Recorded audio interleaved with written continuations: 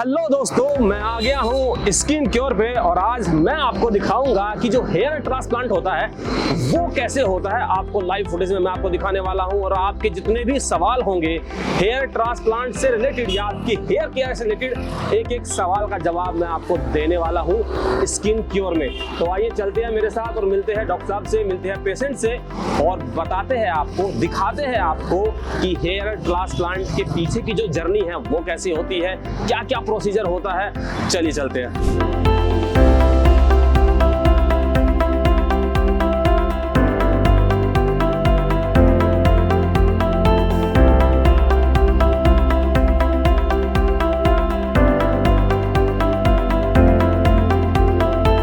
Hair transplant जो procedure होता है, कुछ लोगों के मन में यही होता है कि कैसे होता है, क्या पेनफुल तो नहीं होता है, और कुछ ऐसे भी प्रोसीजर होते हैं जिनमें लोग बहुत ज़्यादा गलतियां करते हैं। जो अनट्रेंड जो प्रोफेशनल्स होते हैं वो कुछ ऐसी गलतियां करते हैं जिससे कि पेशेंट को समझ में नहीं आता है कि उन्होंने क्या गलती की है।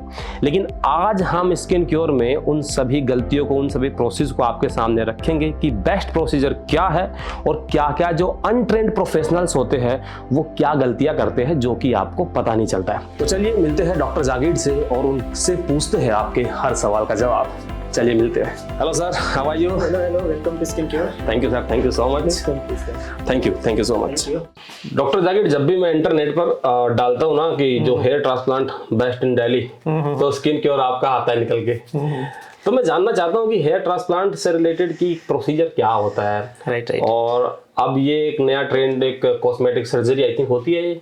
कॉस्मेटिक सर्जरी का पार्ट है ये। ओके। हाँ। तो ये लोगों के मन में कुछ सवाल होते हैं कि हम जब हेयर ट्रांसप्लांट कराते हैं तो शायद ऐसा ना हो कि जो हमारे हेयर पहले थे नेचुरल वो शायद उसके बाद में ना हो, हमारा जो लुक है वो बदल ना जाए। करेक्ट। और क्या पेनफुल होती है कि नहीं होती है। राइट। ऐसा तो ना हो कि मतलब जो हेयर ट्रांसप्लांट के बाद में हमारा पूरा चेहरा ही खराब हो जाए, मतलब जो मार्क्स वगैरह होते हैं, निशान वगैरह होते हैं। हाँ। तो थोड़ा सा बताइए इसके बारे में कि हेयर ट्रांसप्लांट मतलब उनकी कोर चीज को मैं आपसे जानना चाहता हूँ। राइट। देखिए, हेयर ट्रांसप्लांट एक मिनिमल इन्वेजिव सर्जरी है। मतलब ज्यादा कोई इन्वेजिव होता नहीं इसके अंदर। और आजकल जो सर्जरी है वो काफी कॉमन हो गई है। कॉमन दो वजह से हो गई है। एक तो अवेयरनेस बढ़ गई है, सब लोगों को लगता है कि भाई हमें यूट्यूब पे आना है, हमें सोशल मीडिया पे आना है। जी। और ऑब्वियसली क्योंकि आपके पास सेल्फी का पार्ट होता है ना, ये वाला। हाँ। ये आपको अपने आप को ज्यादा दिखाता है कि फिर आप अपने आप को कंपेयर करते हो तो ठीक है। हाँ, ऑब्सेशन नहीं होना चाहिए, but yes, like you love your self. Okay. तो कहीं ना कहीं आपका लुक का जो पार्ट आ जाता है और उसके बाद आपको लगता है कि मेरे बाल कम है या नहीं है, तो मुझे कुछ बाल लगवाने चाहिए। राइट। बिल्कुल। एक तो ये पार्ट है। सेकंड है कि क्योंकि डिमांड ज्यादा है तो काफी डॉक्टर्स भी हो गए यहाँ पर। ठीक है। और they are like very trained doctors and okay. And obviously कुछ चीजें जो है कि जब कोई चीज बढ़ती है तो उसके कुछ नेगेटिव इंपैक्ट्स भी आते हैं कहीं ना कहीं। ठीक है। ओके। तो इस तरह से कह सकते हैं कि आपका हेयर ट्रांसप्लांट है वो धीरे धीरे ग्रो कर रहा है। और हेयर ट्रांसप्लांट एक तरह का सर्जरी है जो कि ये डिसाइड हम करते हैं कि वास्तव में कि कितना कर सकते हैं और कितना उनका लुक दे सकते हैं। This is kind of a complete kind of a science. Okay. और उसके लिए अलग से स्टडी होती है। ओके। और जनरली क्या होता है, जो डर्मेटो सर्जन्स होते हैं या जो प्लास्टिक सर्जन होते हैं वो इसके लिए काफी ट्रेंड होते हैं। उनको 3 साल की इसकी ट्रेनिंग दी जाती है कि आपको हेयर ट्रांसप्लांट कैसे करना है, कैसे कॉम्प्लिकेशंस को मैनेज करना है, और ये सारी चीजें उनको समझाई जाती है। और वास्तव में हेयर ट्रांसप्लांट में सबसे बड़ी बात है कि आपने बताया कि ऐसा नहीं मेरा चेहरा खराब हो जाए, तो वो चीजें बहुत ज्यादा मैटर करता है। जनरल की आपको कैसे हेयरलाइन डिजाइन करनी है, ऐसा लगना चाहिए कि आपके हेयर ट्रांसप्लांट के ऊपर कोई कमेंट नहीं करे। ऐसा लगना चाहिए एकदम जो पहले नेचुरल थे मेरे, जो कि तो बाल है, दिक्कत नहीं हुआ है मुझे। एकदम से बिल्कुल नेचुरल से दिखना चाहिए। तो हेयर ट्रांसप्लांट का मतलब यही होता है कि आप अच्छे लिखो, अच्छे दिखो और कोई कमेंट नहीं करे। बिल्कुल। उसको हम बेस्ट हेयर ट्रांसप्लांट बोलते हैं जनरली। ओके। लेकिन डॉक्टर साहब क्या होता है ना कि कुछ लोगों को मतलब ये होता है ना कि हमें हेयर ट्रांसप्लांट कराना है, लेकिन किससे कराए, ये जानने के लिए क्या कुछ ऐसे पैरामीटर्स है जो आप बताना चाहेंगे कि एक बेस्ट जो हेयर ट्रांसप्लांट सर्जन होता है उसके अंदर ये 3 या 4 क्वालिटी को आप देखिए तभी आप उनसे कराइए। जी। देखिए, सबसे पहले अंकुर सर, मैं सबसे पहले इस बात पे फोकस ज्यादा करूंगा कि हेयर ट्रांसप्लांट की नीड है या नहीं है आपको। ठीक है। तो इसके लिए डिसाइड या डिसीजन फैक्टर बहुत ज्यादा इंपॉर्टेंट होता है। ओके। और ये डिसाइड आपके लिए एक डर्मेटो सर्जन ही ज्यादा अच्छा कर सकता है। क्योंकि उनको पता है कि कौन से मेडिसिन से ठीक हो सकते हैं, कौन से हेयर ट्रांसप्लांट से ठीक हो सकते हैं। ओके। दुकानों में नहीं जाना है, शॉप्स में नहीं जाना, ये हेयर ट्रांसप्लांट की शॉप है। देखिए, मैं बताऊं आपको एग्जांपल, वेरी सिंपल थिंग। अगर आप कोई दुकान पे जाओगे ना और उसी की दुकान है लेकिन चीजें दूसरी हो सकती है, तो फिर वो चीजें आपके दिमाग में नहीं आएगी। एग्जांपल अगर बोलते हैं मुझे हेयर ट्रांसप्लांट क्लिनिक में जाना है, तो हेयर ट्रांसप्लांट क्लिनिक मतलब कि वो हर चीज को हेयर ट्रांसप्लांट से ठीक करने की कोशिश करेगा। मैं आपको एग्जांपल देता हूँ, सिंपल सा है ना। जी बिल्कुल। मैं सर को बोलूंगा कि ये फोटोग्राफ दिखाएं, हाँ प्लीज, है ना, देखो बिल्कुल जी, ओके नाइस। सर समझना चाहता हूँ, ये जो पर्सन है ना मेरे पास में आए थे, उन्होंने बोला कि डॉक्टर हेयर ट्रांसप्लांट करवाना है, ओके, है ना। Can you believe it, this is not hair transplant. ये हेयर ट्रांसप्लांट नहीं है? No, it's not hair transplant. अरे तो ये तो मतलब पूरा लगता है कि करेक्ट। सो दिस इज, अगर यहाँ पे देखा हमने कि एग्जामिन किया इनको अच्छे से, एग्जामिन करने के बाद पता चला कि इनके बाल तो अच्छे खासे हैं यहाँ पर, ओके जो अच्छे बाल हैं आपके, तो क्यों हेयर ट्रांसप्लांट करवाना। ये 6 मंथ्स के बाद में आप देखो कि ऑलमोस्ट कंप्लीट लुक आ गया है। क्या किया आपने ऐसा कि तो इसमें कुछ मेडिसिन तभी बैठी है। ओके। तो ये तो बात है जी कि आपको अपने आप को इस तरह से सेल नहीं करना कि मुझे हेयर ट्रांसप्लांट करवाना, ढिंडोरा नहीं पीटना है, ट्रांसप्लांट करवाना है, ट्रांसप्लांट करवाना है, नो। अगर आपको लगता है कि मेरे बाल कम है, तो it's very simple thing that you can go to doctor. Okay, doctor कौन से होने चाहिए? डर्मेटोलॉजिस्ट होने चाहिए, ठीक है। वो आपको एक अच्छा डिसीजन दे सकते हैं कि भाई आपको हेयर ट्रांसप्लांट कराना चाहिए कि नहीं कराना चाहिए। तो लगता है कि बाल कुछ कम हो रहे हैं, तो डेफिनेटली उसको तो लगता है कि बाल आपके कुछ कम हो रहे हैं, तो सबसे पहले बालों को ट्रीटमेंट लेना जरूरी है। अच्छे से ट्रीटमेंट लेते हैं हम, और उसके बाद में फिर लगता है कि काफी हद तक ठीक हो गया, लगता है कि it's okay for me, then leave the hair transplant. Okay, मतलब जरूरी नहीं है कि हेयर ट्रांसप्लांट आपको कराना है? कोई जरूरी नहीं है ट्रांसप्लांट करना। मैंने काफी लोगों को मैं आपको दर्शकों को बताना चाहता हूँ, मैंने काफी लोगों को हेयर ट्रांसप्लांट नहीं किया है, ओनली मेडिसिन से मैंने मैनेज किया। मैं आपको दिखाता हूँ, ये जो अभी आपने ये जो पिक्चर अभी जो दिखाई है, मैं देखते ही मुझे लगा बताएंगे कि हेयर ट्रांसप्लांट से पहले ये हाल था, उसके बाद में ये हाल है। मतलब फिर तो बहुत बड़ी बेस्ट चीज है। आपने जी आपने बिफोर आफ्टर देखे ना। मैं आपको दर्शकों को और दिखाता हूँ कितने हैं, आप देखिए जरा सर, एक बार दिखाई जरा जी। ये ऐसे हजारों लोग हैं जिनका कभी हमने हेयर ट्रांसफर नहीं किया, सबका हमने क्या दिया है, इनका मेडिसिन से ही मैनेज किया। मैं कोई भी फोटो उठा के दिखाता हूँ आपको मैं, ठीक है।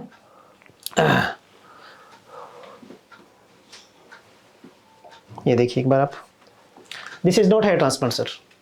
अरे वाह। तो मतलब मैं एक बार आपको बता दूं कि हेयर ट्रांसप्लांट कराना जरूरी नहीं है। डॉक्टर जागीर आपको बिना हेयर ट्रांसप्लांट के भी आपके बालों को नेचुरल तरीके से कर सकते हैं। अगर आपको हमारे कुछ बाल होते हैं, कुछ कंडीशंस इजी होती है, अच्छी होती है, हमारे फेवर में होती है ना, तो डेफिनेटली आप देखिए कि ये जीएफसी एंड मेडिसिन दिया गया है इनको। 4 सिटिंग के बाद में 6 मंथ्स के बाद ये रिजल्ट है आपका। 6 महीने में रिजल्ट आप देख सकते हैं। 6th मंथ में ऐसा लग रहा है कि उड़ाई, मतलब कुछ हुआ ही नहीं है, एकदम पहले जैसा है। हाँ राइट। तो चीजें हमेशा ध्यान रखिएगा।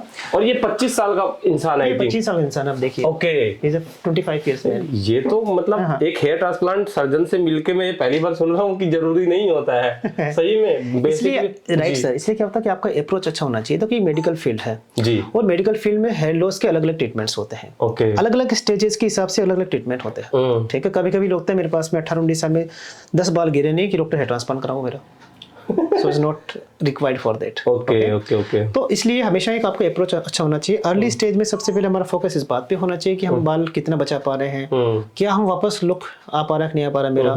एक बार लगता है कि चलो ठीक है 50% इससे कुछ कम बाल गिरे हमारे, तो लगता है कि ठीक ठाक मेरा लुक है, तो उसको मेंटेन कीजिए। ओके, ऐसा नहीं कि फिर आप मुझे और घने चाहिए बाल। घने वाला पार्ट ठीक है, क्योंकि बालों का जो हेयर लॉस का जो पार्ट होता है कहीं ना कहीं प्रोग्रेसिव ज्यादा होता है। तो आपको एक थोड़ा सा बैलेंस बना के चलना पड़ेगा कि भाई हमारे लुक मेरा मेंटेन हो रहा है, मुझे कोई खास ज्यादा डेंसिटी नहीं चाहिए, and I can avoid the hair transplant, then you can maintain with your medicine and therapies. Okay अच्छा, तो डॉक्टर साहब आपको कब लगता है, जैसे आपने किसी इंसान को अच्छे से चेक किया, उसको आपने देखा, आपको कब लगता है कि यार इसका तो हेयर ट्रांसप्लांट ही करना पड़ेगा? राइट। उसके 3-4 पैरामीटर्स होते हैं जी। पहली बात, अगर हमारा हेयर लॉस 50% या मोर देन 50% हो जाता है, ओके, ठीक है, जैसे लगता है काफी बाल कम हो गए, तो उसके बाद में क्या होता है कि हमारा जो एग्जिस्टिंग हेयर होते हैं ना, हमारा लुक वापस नहीं लेके आ पाते, वो पॉसिबल नहीं होता उनके लिए, ठीक है। तो उस कंडीशन में हम कह सकते हैं कि अगर आपको अच्छा लुक चाहिए तो definitely we can plan for the hair transplant. Second होता है कि फिर हम उनकी एज देखते हैं। अगर एज 18, 19, 20 साल में आजकल आते हैं, तो ऐसी स्टेज में हेयर ट्रांसप्लांट करना ठीक नहीं है। लेकिन अगर 20-21 साल के बाद लगता है कि ठीक है, तो हेयर ट्रांसप्लांट किया जा सकता है। थर्ड जो पैरामीटर है वो बहुत इंपॉर्टेंट पैरामीटर है, वो होता है कि stable hair loss. Stable hair loss का मतलब ये होता है कि आपका हेयर लॉस है ना, एकदम से कम समय में नहीं जाना चाहिए आपका। कोई बोलता है डॉक्टर 6 महीने पहले मेरे बाल बड़े अच्छे थे और ये देखो 6 महीने में 60% चले गए, तो I think is not a right candidate for the hair transplant. उनको तो मेडिसिन लेनी चाहिए पहले, क्योंकि हमें नहीं पता होता कि नेक्स्ट 6 मंथ्स में सारे बाल तो नहीं चले जाएंगे कहीं, या फिर हम मेडिसिन ये देख के ये देखना चाहते हैं कि हम कितने बाल बचा पाएंगे। जब इन बालों का सपोर्ट रहेगा तभी जाके फ्रंट के हेयर ट्रांसप्लांट का लुक हम मेंटेन कर पाएंगे, तभी वो एंजॉय कर पाएगा हेयर ट्रांसप्लांट का। नहीं तो पता चला कि यहाँ से फ्रंट में तो उनके बाल हैं ठीक ठाक हेयर ट्रांसप्लांट वाले, पीछे वाले उड़ गए। सो ये 3-4 पैरामीटर्स होते हैं जहाँ पे हमें हेयर ट्रांसप्लांट हम प्लान कर सकते हैं। ओके, तो प्रोसीजर क्या, जैसे कि आपके पास कुछ पेशेंट्स वगैरह आते हैं, तो क्या मोस्टली क्वेरी रहती है हेयर ट्रांसप्लांट से रिलेटेड जो अक्सर वो आपसे पूछते हैं कि? हाँ, हेयर ट्रांसप्लांट सबसे पहले तो रिजल्ट ही रहता है कि डॉक्टर कहीं रिजल्ट किस तरह का आने वाला है, क्या आने वाला है, ठीक है। तो हमारा एक एग्जामिन होना बहुत ज़्यादा जरूरी है अच्छे से, ताकि मैं उसको ऑप्टिमल कर पाऊँ चीज़ के लिए कि भाई कितना आपको रिजल्ट दे पाते हैं। देखिए जनरली क्या होता है कि इस एरिया के अंदर हमारे पास में 80,000 हेयर होते हैं। आगे की बात करें। हाँ, इसको बोलते हैं रेसिपिएंट एरिया। अगर किसी के जैसे एग्जांपल पूरे बाल चले गए तो मान के चलिए कि 80,000 बाल चले गए उनके। और 80,000 बाल। और पीछे जो बाल होते हैं हमारे वो होते हैं रफली 20-25,000 बाल होते हैं। ओके, 20-25,000 बाल होते हैं और इनमें से 50% मतलब रफली 10 से 12,000 बाल हम निकाल पाते हैं। अब सोचिए इस बात को कि 80,000 बाल आपका लॉस हो गया है, तो 10,000 12,000 में कैसे मैनेज होगा? सही बात नहीं हो पाता है। तब हम क्या करते हैं कि हम थोड़े बाल, कुछ बाल बियर्ड से निकाल के, चेस्ट से निकाल के उसको कवर करने की कोशिश करते हैं। ओके, तो हेयर ट्रांसप्लांट मैं कह सकता हूँ कि कभी भी परफेक्ट नहीं हो सकता। ओके, कभी भी। ये मान के चलिए, काफी लोग जैसे दर्शक सुन सकते हैं इस बात को, बड़ा ही स्ट्रांगली मैं बोल रहा हूँ कि हेयर ट्रांसप्लांट में हमेशा लिमिटेशंस रहती है। कि डेंसिटी की बात करें तो डेंसिटी जो नेचुरल डेंसिटी होती है ना, मान के चलिए 200 से लेके 230 बाल पर सेंटीमीटर स्क्वायर होते हैं, और जो हम लगाते हैं वो लगाते हैं रफली 100 से लेके 120, मतलब हाफ ही लगा पाते हैं। हाफ वाला रूल हो गया ना कि 50% ज्यादा अगर हेयर लॉस हो गया तो बालनेस नजर आती है, अगर 50% लगा दिए तो आपको बालों के साथ नजर आते हो। तो हमारा पर्पज होता है कि 100 to 120 हेयर पर सेंटीमीटर स्क्वायर, या इसको फॉलिकल के हिसाब से बोलते हैं या ग्राफ्ट के हिसाब से बोलते हैं तो रफली 30 to 40 ग्राफ्ट्स पर सेंटीमीटर स्क्वायर। ओके, तो इस तरह से कह सकते हैं कि आपका जो है वो हेयर ट्रांसप्लांट का प्लान करते हैं। ऑब्वियसली देखो अभी सारी प्लानिंग, ये पूरी स्टडी है, पूरा एक मेडिसिन का पार्ट होता है, तो इसके लिए स्टडी वाला डॉक्टर ही आपको सेलेक्ट करना पड़ेगा, है ना। मैं आपको 2 दिन पहले की मैं अपनी पूरी तैयारी करके आया हूँ। नहीं, अच्छा है जी। मैं आपको एक कट दिखाना चाहता हूँ कल के नवभारत टाइम्स की, मैं नहीं कह रहा हूँ, ठीक है ना। तो क्वेश्चन ये आता है कि डॉक्टर कौन कौन हेयर ट्रांसप्लांट कर सकते हैं, ठीक है।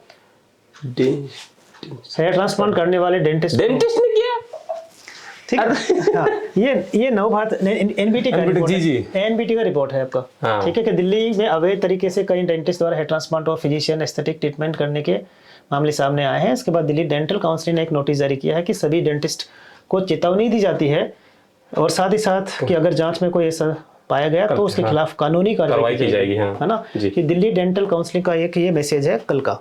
ओके, एनबीटी का मैं आपको शेयर कर दूंगा। तो आप एक बार ये थोड़ा सा ध्यान रखिए कि आप जिससे अपना हेयर ट्रांसप्लांट करा रहे हैं कहीं वो डेंटिस्ट तो नहीं है, कहीं वो ऐसा तो नहीं है कि वो जो है आपके ब्रेन का इलाज करता हो लेकिन साथ में आपकी कॉस्मेटिक सर्जरी भी कर रहा हो। ये बात ही ध्यान देने की है, क्योंकि आपके लुक का मामला है, आपके हेल्थ का मामला है, और उसी के लिए आज हम डॉक्टर जागीर से मिलने आए हैं, क्योंकि ये एक्सपर्ट है हेयर ट्रांसप्लांट के, और हर एक प्रोसीजर को आपको बताएंगे, ताकि जो मिथ्स या कुछ ऐसे सवाल आपके जहन में होंगे जो आपको उनका जवाब कहीं मिल नहीं पा रहा होगा, लेकिन उन सारे सवालों का जवाब आज हम सर से लेंगे और आपको दिखाएंगे भी। जी सर। तो अंकर सर, एक्चुअली अब क्वेश्चन आता है कि हेयर ट्रांसप्लांट सर्जन कौन होता है। जी, तो हेयर ट्रांसप्लांट सर्जन नाम की कोई डिग्री नहीं होती है। हाँ, ये हमने पॉडकास्ट में बात की थी ना। हाँ, बिल्कुल, ऐसा कुछ नहीं होता है जी। तो जो डर्मेटोलॉजिस्ट होते हैं और जो स्पेशल अपना इंटरेस्ट रखते हैं हेयर ट्रांसप्लांट फील्ड के अंदर, ठीक है, वो जो अपने हाथ से खुद अच्छे से हेयर ट्रांसप्लांट करते हैं, सीख रखा होता है, और they are doing the hair transplant regularly, वो हेयर ट्रांसप्लांट सर्जन होते हैं। ओके, तो मेरा ये मानना है कि देखिए लूप होल्स वगैरह काफी होते हैं, ये मैसेज मैंने आपको दिया है। ऐसे काफी हैं जो कि हेयर ट्रांसप्लांट करते हैं, डॉक्टर्स करते हैं, बट इन जनरल मेरा ये मानना है कि जो जिसका फील्ड है, जी सर, ठीक है, उस फील्ड के अंदर वो एक्सपर्ट है उसका, और उसी से हमें ट्रीटमेंट कराना चाहिए, राइट। अगर एग्जाम्पल मैं बताऊँ आपको कि अगर कोई डॉक्टर है जो कि जैसे कि स्किन का डॉक्टर है, अगर वो सोचता है कि मैं दांतों का ट्रीटमेंट कर लूँ, तो वो तो ठीक नहीं है, बिकॉज मैं उतना एक्सपर्ट नहीं हो पाऊंगा। अगर मैं दांतों का ट्रीटमेंट करूंगा तो मैं उतना एक्सपर्ट नहीं हो पाऊंगा, बिकॉज मैंने उसमें पढ़ाई नहीं की है ना।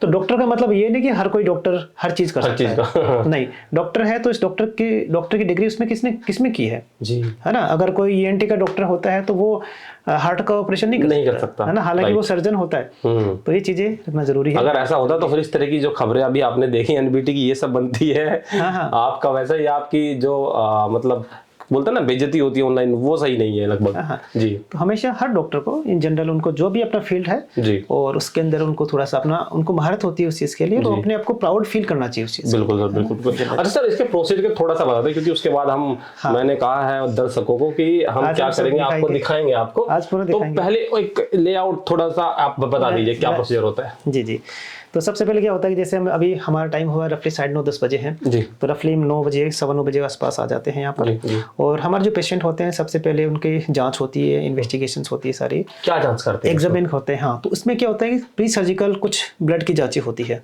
ठीक है, जिसमें जैसे CBC, LFT, RFT, HIV को देखने के लिए और कोई मेडिकल कंडीशन तो नहीं है, ये वाला ब्लड का जांच होती है। साथ साथ में उनका एग्जामिन होता है, हम एग्जामिन कर लेते हैं उनका कि जो है वो इनको कितने ग्राफ्ट की नीड है, हम कैसे हेडलाइन डिजाइन कर सकते हैं उनके लिए, कैसे उनका लुक है जो है वो ला सकते हैं। तभी जो सर है आपको बताएंगे, सबको साथ बताएंगे थोड़ी देर में। तो इस तरह से सबसे पहला पार्ट होता है। तो सबसे पहला पार्ट होता है एग्जामिन का पार्ट, और डिसीजन होता है कि भाई क्या क्या कर सकते हैं इनके लिए, कितने ग्राफ्ट की नीड होगी, है ना, और कितना टाइम लगेगा, और कोई मेडिकल कंडीशन तो नहीं है। सब तरह से ठोक बजा के एक बार देख लेते हैं, ठीक है। Then if is fit for the surgery, then हम उसके लिए सर्जरी को उनको एक डेट देते हैं।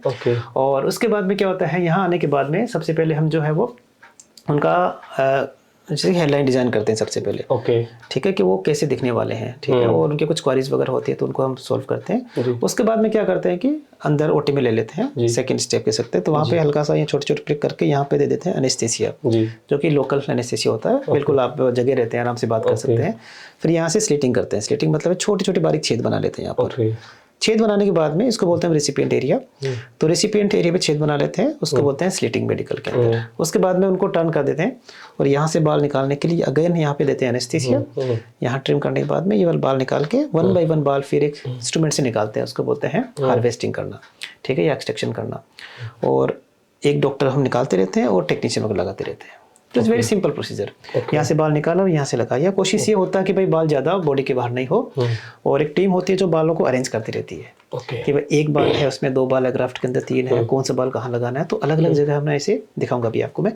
तो इस तरह से हम करते हैं, और वो बाल हम जहाँ पे जिस जगह हमने सेलेक्ट किया गया है वहाँ पर वो बाल लगाते हैं इस तरह से। उसके बाद में हम पट्टी कर देते हैं और कुछ मेडिसिन वगैरह देते हैं उनको, ताकि स्वेलिंग नहीं हो, ताकि इन्फेक्शन नहीं हो, और उनकी हीलिंग अच्छी हो जाए। तो अभी आपने बोला ना कि हम कुछ ब्लड टेस्ट वगैरह करते हैं, देखते हैं HIV है कि नहीं है। किस कंडीशन में ऐसा होता है कि आप हेयर ट्रांसप्लांट नहीं कर सकते? 2-3 बातें हैं। काफी अच्छा क्वेश्चन पूछा आपने। 2-3 बातें होता है। जैसे लगता है कि जैसे कि वो पैरामीटर्स, एक तो जिनका एज लगता है कि भाई कम है, ठीक है, सेकंड हेयर लॉस ज्यादा हो रहा है, एक तो वो उस तरह से हम रूल आउट कर देते हैं उनको कि भाई आपका जो है वो ठीक नहीं है। ब्लड रिपोर्ट की बात करें या फिर मेडिकल कंडीशंस की बात करें, जैसे किसी को डायबिटीज वगैरह होता है, शुगर ज्यादा है उनको, तो ऐसी कंडीशन के अंदर शुगर को या फिर जैसे डायबिटीज को या कोई भी मेडिकल कंडीशन है उसको कंट्रोल में रखना जरूरी होता है। जैसे कोई बोलता है मेरे का BP तो 170-180 आ रहा है, तो BP ऑलमोस्ट 130 से नीचे होना चाहिए आपका। हाँ, राइट। अगर ऐसा कोई लगता है, कोई जैसे लगता है कि अगर इन्वेस्टिगेशन किया है, लगता है उसमें कुछ इन्फेक्शन का पार्ट है, लीवर ठीक नहीं है और कुछ तकलीफ है, तो वो सारे पैरामीटर्स को वापस नॉर्मलाइज करने के लिए मेडिसिन उनको बोलते हैं कि भाई आप इस एक पर्टिकुलर डॉक्टर के लिए आप मेडिसिन लीजिए, इस कंडीशन के लिए मेडिसिन लीजिए, डॉक्टर से मिलिए, एंड और जब ठीक हो जाए कंडीशन तब हम आपका हेयर ट्रांसप्लांट करेंगे। देखिए, हेयर ट्रांसप्लांट इन जनरल कोई इमरजेंसी तो है नहीं, ठीक है। तो हमें लगता है कि, और ये चीज़ें दर्शकों को जानना बहुत ज़्यादा ज़रूरी है कि कभी भी हरी भरी मत मचाए इन चीज़ों के लिए। हेयर ट्रांसप्लांट मिलिए, 10 डॉक्टर से मिलिए, 5 डॉक्टर से मिलिए, when you feel comfortable, when you are like mentally and physically बिल्कुल फिट, ऐसा नहीं चिंता लग रही है कोई चीज़ को लेकर तो नहीं कराना है ट्रांसप्लांट। यू फील हाँ this is a kind of good doctor for me, he can take care of my self, then you plan for the hair transplant. Okay. जिन लोगों को डायबिटीज होती है उनके लिए हेयर ट्रांसप्लांट होता है? बिल्कुल होता है। ओके। कुछ मूवीज के अंदर, कौन सी मूवी थी वो, बाला मूवी थी, तो उस मूवी में बताया गया कि डायबिटीज हुआ है किसी को तो हेयर ट्रांसप्लांट नहीं कर सकते। ओके, ठीक है। तो वो मेरे पास काफी जो है वो मैसेज आया था कि मेरे को डायबिटीज है doctor, can you do here transplant और नॉट। तो इन जनरल जैसे मैंने बताया कि अगर डायबिटीज आप कंट्रोल में है और आपका फिजिशियन ये कह सकता है कि ठीक है everything is okay, we can plan for the hair transplant, तो किया जा सकता है। सो हाँ, बट डायबिटीज में क्या होता है कि हल्का सा इन्फेक्शन का रिस्क होता है, तो हम थोड़ा ज्यादा सुपरवाइज करते हैं उनको, एंटीबायोटिक वगैरह अच्छे से देते हैं, ध्यान रखते हैं उनका। हम ये कहते हैं कि आप 5-7 दिन तक डॉक्टर के अंडर में रहिए, सुपरविजन में रहिए, इन दैट वे, बट कर सकते हैं। ओके, तो सर चलते हैं, देखते हैं। बिल्कुल, सर को बुला लेते हैं। हाँ बिल्कुल। पेशेंट आ गए हैं, पूछते हैं उनको कैसा फील कर रहे हैं। हेलो सर, कैसे? हाय अंकुर। रोहित। तो हमारे साथ है आज रोहित जी, और आज सर का जो है हेयर ट्रांसप्लांट होने वाला है, तो बातें करते हैं कि सर कैसा फील कर रहे हैं, क्या महसूस हो रहा है? महसूस तो अच्छा हो रहा है, और काफी क्लिनिक्स में गया मैं इससे पहले ट्रांसप्लांट के लिए, जो एक होता है डिस्कवरी जिसको हम बोलते हैं। बिल्कुल सही है। तो लाइक बहुत सारे हरिद्वार में था, और वीडियोस तो हम देखते ही है, लाइक जैसे यूट्यूब पे देखते हैं, वो देखते हैं कि हर किसी की वीडियो देखते हैं कि कहाँ पे हमें कराना चाहिए, क्योंकि एक थोड़ा सा सेंसिटिव मैटर इसको बोला जाता है, जैसे यूट्यूब में हम देखते हैं कि ये हो सकता है, ये हो सकता है, रिस्क फैक्टर बहुत रहता है। तो उसके चलते फिर रिसर्च करने के बाद मैं यहाँ पे आया हूँ आज फाइनली। तो यहाँ के बारे में कैसे पता चला है सर के बारे में? ये भी मतलब मैं सर्च करता था कि मतलब बेस्ट क्लिनिक कौन सा है, तो एक सर्चिंग आती थी, तो फिर किया कि अच्छा यहाँ डॉक्टर जहांगीर सर थे इनके बारे में कि कहाँ इन्होंने प्रैक्टिस की है, मतलब तो उसको एक फैक्टर रखते हुए फिर मैं फाइनली यहाँ पे आया। ओके, अच्छा आपके जो मतलब हेयर लॉस की जर्नी है, कैसे आप वैसे करते क्या है सर? मैं यहाँ पे हूँ, CGDA में है हमारा DTS। ओके, तो वहाँ पे मैं जॉब करता हूँ। ओके, तो यहीं पे है RK-पुरम में। जी। ओके, तो आप क्या पूछ रहे थे वैसे? हेयर लॉस मतलब कैसे, अच्छा, हेयर लॉस कैसे शुरू हुआ आपको हेयर लॉस, यहाँ तक जो है कैसे पहुंचे आप? हेयर लॉस की जर्नी तो काफी लंबी है वैसे तो, ये ऐसे तो है नहीं कि एकदम से हो गया कुछ भी। जी। तो लाइक जब मैं घर पे था सहारनपुर में, तो वहाँ पे तो कुछ नहीं था, बट उसके बाद। सहारनपुर से? यस, सहारनपुर में ससुराल है। अच्छा जी, ओके। तो फिर मैं यहाँ पे सबसे पहले मेरठ में शिफ्ट हुआ, फिर नोएडा में हमने ग्रेजुएशन था मेरा, मैंने यहाँ पे बीटेक किया है नोएडा से। तो फिर बेंगलुरु शिफ्ट हुआ। तो मेरे को लगता है कि मतलब पानी एक बड़ा फैक्टर रहता है कि लाइक पानी की क्वालिटी है, इधर से इधर, इधर से इधर, फिर गुड़गांव में शिफ्ट होना। तो अब धीरे धीरे पता नहीं चला, धीरे धीरे लॉस होता था। मैंने बीच में वो भी किया है, ट्रीटमेंट भी, मैंने मतलब पैसा बहुत खर्च कर दिया है इसमें रोकने के लिए कि मतलब नेचुरल हेयर ही रुक जाए हमारे, लाइक डॉक्टर बत्रा से वगैरह जो भी हमने वो किया, बट फाइनली रुक नहीं पाया। ओके, तो आज यहाँ पे बैठा हूँ इसलिए। ओके, तो मतलब सिटी चेंज करने से जो पानी चेंज होता है वो भी एक मेन मतलब एक कॉज हो सकता है कि आपका हेयर लॉस हो जाए। तो आपको पता कैसे चला कि मुझे अब तो बात हाथ से निकल गई यार, ये कैसे मतलब तो कितना रोज आपको लगता था कि जैसे आप नहा रहे हैं, मतलब आप जब शावर ले रहे हैं उसमें आपका जब आप शैम्पूज वगैरह करते हैं तो हाथ में बाल आ रहे हैं, ऐसा कुछ होता था? बिल्कुल होता है, ऐसा तो होता है। ओके, जब आप शैम्पू करोगे तो बाल तो आएंगे हाथ में, या फिर आप ऐसे हाथ निकालोगे तब भी बाल आएंगे। ओके, तो धीरे धीरे जब बाद में पता चलता है। ओके, अच्छा जैसे आप ने सोचा कि अब आपको जो है हेयर ट्रांसप्लांट एक ऑप्शन आपके पास बचा है, तो उससे पहले आपने क्या चीज़ें या क्या सवाल जो है आपके दिमाग में थे जिसका जवाब आपने ढूंढने की कोशिश की कि यार मैं कराने तो जा रहा हूँ हेयर ट्रांसप्लांट, लेकिन कहीं ऐसा तो नहीं है, कहीं इस तरीके से तो नहीं है? कि दिमाग में एक पेशेंट के क्या सवाल उभर के आते हैं? दिमाग में तो सबसे बड़ा तो यार यही है कि मतलब रिस्क है कि मतलब जैसे हम सिर में कोई भी हेड में कोई भी ट्रीटमेंट कराते हैं तो माइंड का ब्रेन बिल्कुल कनेक्शन रहता है कि मतलब इससे तो कहीं कुछ इसका लेना देना नहीं। सबसे बड़ा फैक्टर तो ये है कि मतलब कुछ इस तरीके का कोई इन्फेक्शन तो नहीं है। बाकी जैसे अदर पार्ट्स की अगर कोई सर्जरी होती है तो इतना कोई नहीं सोचता कि ठीक है हो जाएगा, बट थोड़ा सा एक होता है कि माइंड से कनेक्शन रहता है कि कहीं इतना रिस्क तो नहीं है। हाँ, सही बात। ये एक मेजर रिस्क है जो मतलब आदमी सर्च करता है कि अच्छा इसका क्या क्या इफेक्ट हो सकता है मतलब। ओके, डॉक्टर जागीर से मिलने के बाद आपको जो संतुष्टि मिली है वो कैसे मिली है? क्या समझाया सर ने आपको? नहीं समझाया तो मतलब यही है कि मतलब जब मैं मिला था तो मतलब कि रिस्क उन्होंने बोला कि मतलब इतना ये नहीं है, कॉस्मेटिक सर्जरी है और इसका मतलब अगर पेनिट्रेशन भी रहता है तो मतलब बहुत ही नॉर्मल रहता है, मिनिमल रहता है, इतना नहीं है कि हेड में नीचे तक जाएगा इस तरीके की। तो मतलब लोकल सर्जरी ही है इस तरीके का, कोई इतना मतलब रिस्क नहीं है इस तरीके की। ओके, सेफ है, मतलब इसको हम सेफ बोल सकते हैं। ओके, तो अभी ऑपरेशन थिएटर में जाने वाले अच्छा फील कर रहे हो ना? कोई प्रॉब्लम तो नहीं है या कुछ सवाल है आप पूछ सकते हो क्या? अभी कुछ दुविधा में हो कि यार कहीं ऐसा तो नहीं हो जाएगा, ये अभी तो कुछ नहीं है ना? दुविधा तो यही रहती है कि रिजल्ट कैसा रहेगा। हाँ, रिजल्ट सबसे बड़ी चीज़ है। ओके, ठीक है। लेकिन जैसे ही मैंने सर के बहुत सारे वीडियोस देखे, मैंने सर के साथ पॉडकास्ट भी किए, इनके बहुत सारे प्रीवियस मैंने केस भी देखे, आज तक जो है कोई भी ऐसी शिकायत नहीं आई है जिससे कि लगे कि सर आपने डिजाइन ठीक नहीं किया है, लेआउट ठीक नहीं किया, ये वो। बहुत शानदार, बहुत शार्प माइंडेड इंसान है सर। तो देखते हैं, चलिए अभी हम शूट करेंगे, आपको कोई प्रॉब्लम तो नहीं है? नहीं। चलिए सर, मिलते हैं ऑप्शन थिएटर में। थैंक यू रोहित जी। तो सर अभी क्या करना है? अभी हम चलते हैं, जो है वो पेशेंट्स मिलते हैं, हम हेडलाइन डिजाइन करते हैं। ओके, चलिए आ जाइए। ओके।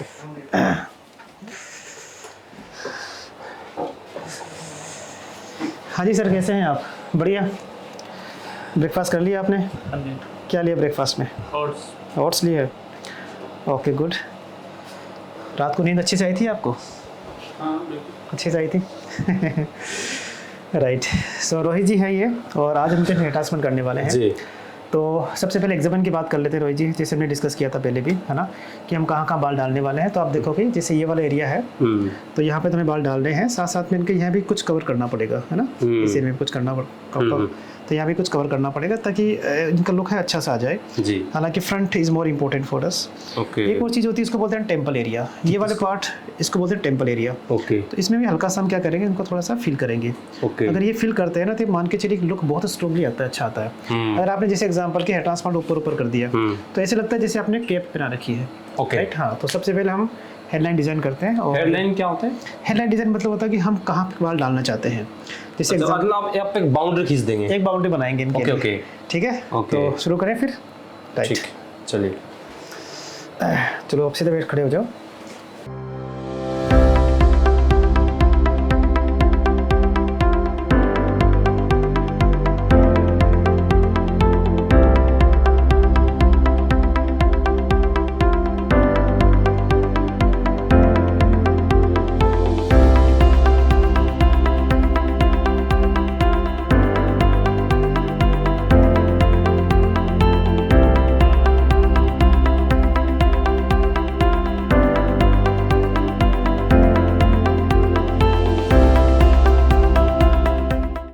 देखो ये तो जहाँ से हमें बाल कुछ बाल डालने पड़ेंगे जी, क्योंकि काफ़ी वीक है यहाँ पर, और यहाँ से हम बाल निकालने वाले हैं। तो जो बाल निकालते हैं उसको बोलते हैं हम डोनर एरिया। ओके। अच्छा doctor, sorry for disturb you, एक बात मैं पूछना चाहता हूँ आपसे। अक्सर हमने देखा है जितने भी लोगों के हेयर लॉस होते हैं, वो जैसे रोहित जी के यहाँ से, मैक्सिमम सबके यहाँ से होते हैं या यहाँ से होते हैं, यहाँ पे हमेशा बाल होते हैं, ठीक है। यहाँ से हेयर लॉस क्यों नहीं होता है? यहाँ से क्यों नहीं होता है जी? देखिए होता क्या कि हमारा जो हेयर लॉस होता है बेसिकली हार्मोन्स की वजह से होता है, और हार्मोन्स का जो असर होता है ना, वो इस एरिया के ऊपर, फ्रंट एरिया के ऊपर और क्राउन तक आपका नेगेटिव इंपैक्ट होता है। बाकी बॉडी पे पूरा पॉजिटिव इंपैक्ट होता है। कहीं कहीं पर क्या होता है, हार्मोन का असर बिल्कुल नहीं होता है। तो यहाँ पर इस एरिया में हार्मोन का असर बिल्कुल नहीं होता है। तो जहाँ पे हार्मोन का असर नहीं होता है वो वाले बाल हम निकाल के ऊपर लगाते हैं यहाँ पर। यहाँ पे बहुत बहुत अच्छे घने वाले, एक बार आप दिखाना प्रिंस। देखो मैं आपको बता दूं कि आपने देखा होगा कि अक्सर जो हेयर लॉस होते हैं वो सामने से होते हैं, यहाँ से होते हैं, पीछे से कभी किसी के हेयर लॉस नहीं होते। उसके पीछे का रीजन यही है कि यहाँ पे जो है हार्मोन का असर सबसे कम होता है या नहीं होता है, इसीलिए जो हेयर ट्रांसप्लांट सर्जन होते हैं वो यहीं से फॉलिकल्स निकालते हैं ना, बिल्कुल यहीं से निकाल के आगे लगाते हैं। तो इसीलिए आपको ये जानना बहुत जरूरी था जी। हाँ, तो एक बार घूम जाइए सर। अब हमारा पार्ट ये होता है कि हम कितने ग्राफ्ट लगा सकते हैं, तो ग्राफ्ट का कैलकुलेशन बहुत ज़्यादा ज़रूरी है हमारे लिए जी। तो नीचे देखिए तो रफली मैं मान सकता हूँ कि यहाँ पर एज ए लाइक मेरे एक्सपीरियंस के हिसाब से यहाँ पे हमें रफली 3200-3300 ग्राफ्ट लगाने हैं यहाँ पर। ओके। और 100-200 ग्राफ्ट यहाँ लगाएंगे। ओके। तो 3700 के आसपास 3500 हो जाए, और 400-500 बाल हम पीछे भी लगा सकते हैं। ओके। तो हम कोशिश करेंगे कि रफली 4000 ग्राफ्ट के आसपास जो है वो हम लगाए आपके लिए, है ना। ओके। अब हम बनाते हैं हेडलाइन आपके लिए। डोनर एरिया का तो कुछ नहीं होगा ना? नहीं, डोनर एरिया हाँ इस तरह से निकालते हैं कि आपको ज़्यादा कुछ तकलीफ नहीं होगा।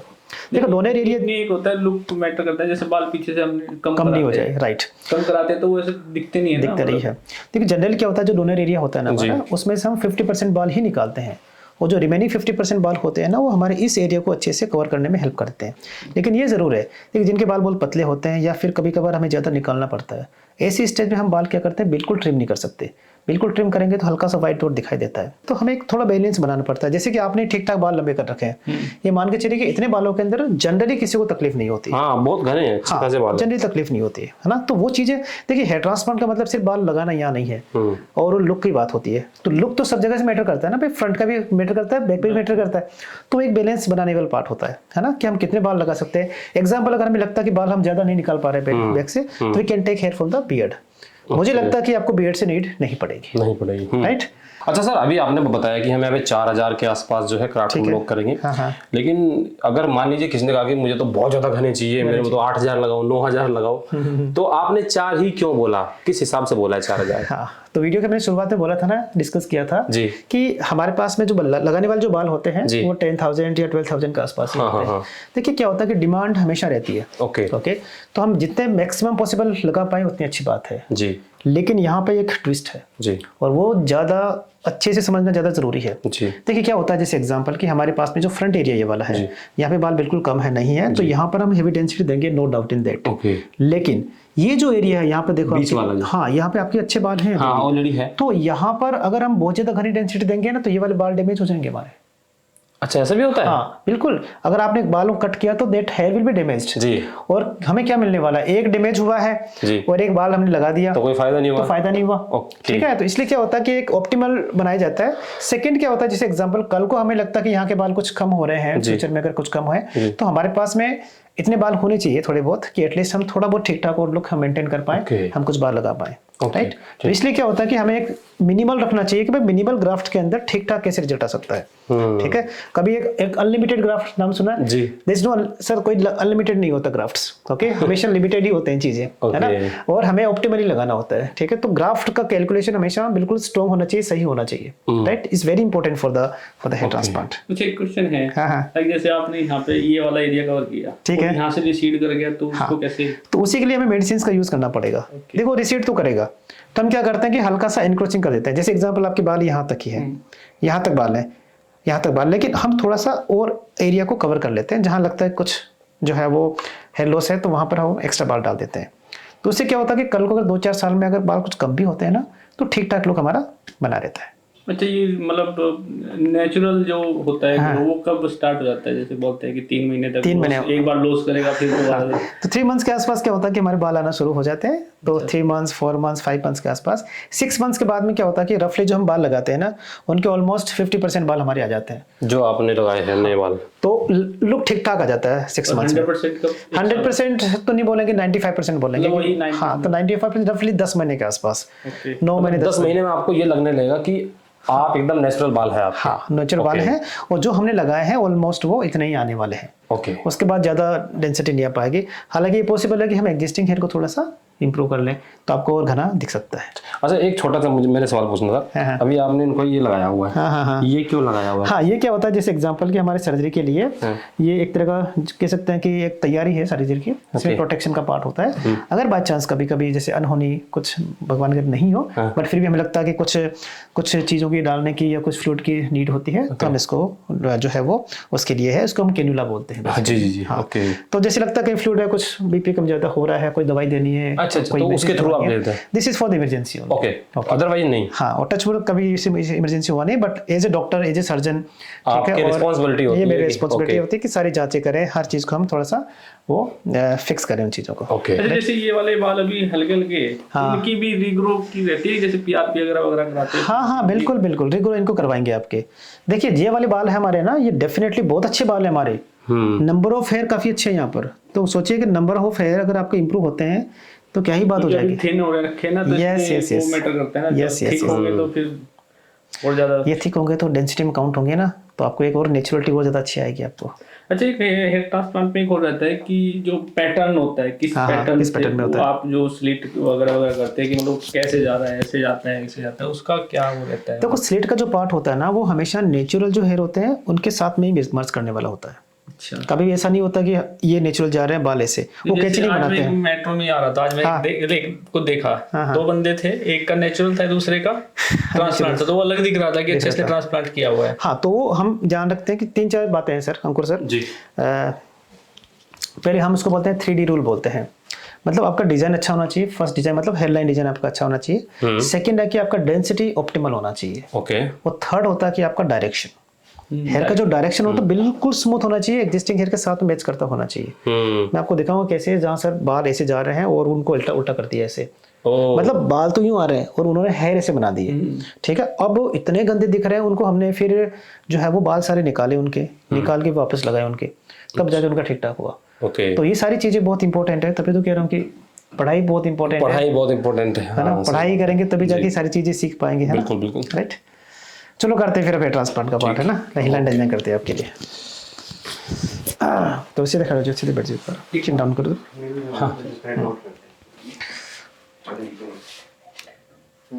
हाँ, वो ले लेंगे, मैं मंगा लूँगा।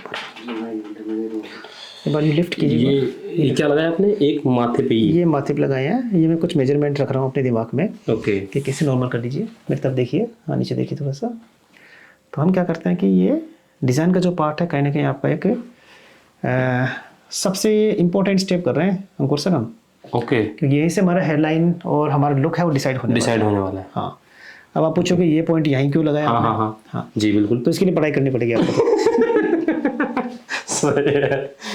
ओके। तो इसमें क्या होता है कि हम फेस की सिमेट्री देखते हैं और फेस के जो बोनी स्ट्रक्चर है उनको देखते हैं, ठीक है जी। अभी मैं कुछ चीजें 6 पॉइंट आपने लगाए, 3 ऊपर 3 नीचे। 3 नीचे मैं कुछ चीजें आपको बताता हूँ कि कैसे कैसे जो है वो थोड़ा सा डिसाइड करेंगे। ऐसा नहीं मैं सब कुछ बताऊंगा आपको।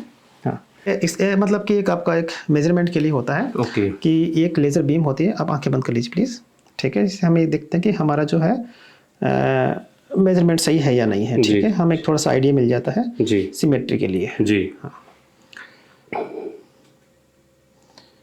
तो ये देखिए, अगर आप एक चीज देखोगे कि इनका फेस है ना सही सिमेट्री नहीं है, जैसे यहाँ तक आना चाहिए नहीं है, फिर यहाँ तक तो इन चीजों का हमें क्या होता है कंसिडर करना पड़ता है कि हमें दिखने के अंदर हमारे लिए बिल्कुल अच्छा दिखे ये, है ना। आप देखिए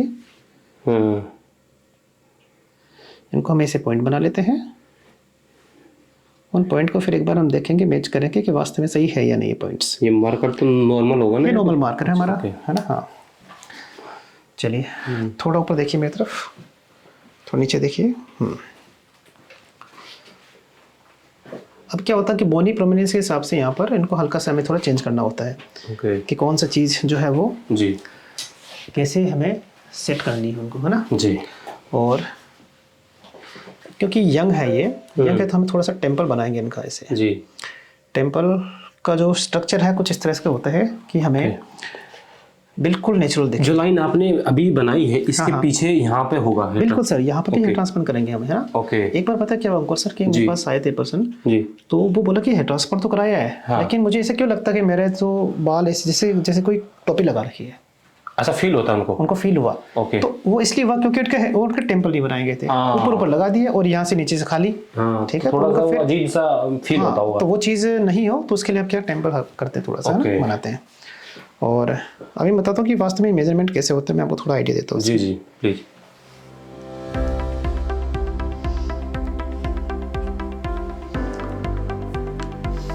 ये क्या है? स्केल। ये स्केल है, हम स्केल से नापते हैं कि हमारा, इसको हम अपेक्स बोलते हैं, जैसे 11 सेंटीमीटर अपेक्स है हमारा ये वाला। ओके। इसका मतलब अपेक्स मतलब? अपेक्स मतलब है कि हम ये वाला जो पॉइंट है ना ये कहाँ तक हो सकता है। ओके। अभी मैं एक्सप्लेन करता हूँ उसको। ओके। देखिए बिल्कुल बराबर आ रहा है हमारे। हाँ बराबर आ रहा है। हाँ, तो थोड़ा आइडिया हो जाता है। ओके, इस तरह से वो तिरछाड़ा ना हो जाए। तिरछाड़ा जैसे नहीं हो जाए बस। ओके, ठीक ठीक ठीक। हेयर ट्रांसप्लांट कराते वक्त इस तरह की छोटी छोटी जो बातें होती है ना, ये आपके दिमाग में होनी चाहिए अगर आप कराने के लिए जाते। तो ये जो सवाल है आपका, जो सर ने बोला है अपेक्स वगैरह, ये सब जितनी भी टर्म सर ने बोली है सब पूछे आप जिनसे भी आप कराना चाहते हैं उनसे पूछिए कि सर ऐसा तो नहीं, कहाँ कहाँ आप करेंगे, कैसे कैसे आप करेंगे, कितने फॉलिकल्स आप निकालेंगे, कितने काउंट, जैसे सर ने बोला कि 4000 के आसपास। ये वीडियो बना ही इसलिए रहा है ताकि आप अवेयर हो सके अपनी हेल्थ को लेकर के, अपनी हेयर केयर को लेकर के। देखिए क्या होता है कि जितना हमें नॉलेज होता है ना अंकुर सर जी उतना ही अच्छा, ठीक है। बिल्कुल। बाकी क्या होता है कि आपका जो डॉक्टर का जो सिलेक्शन है वो ज़्यादा इंपॉर्टेंट है। बिल्कुल बिल्कुल। कि अगर वो एक अच्छे से जो है वो नॉलेजेबल है तो definitely he will give the best on that part, है ना। एक अच्छा नॉलेज, सिंपल नॉलेज होना जरूरी है ना। ये आपने सेक्शंस में बांटे, ये अलग अलग सेक्शन मैंने बांटे हैं ये देखने के लिए भाई मुझे कितना डेंसिटी कहाँ पे देना है। ओके ओके, इस तरह से। एक बार मेरे तरफ देखिए जरा।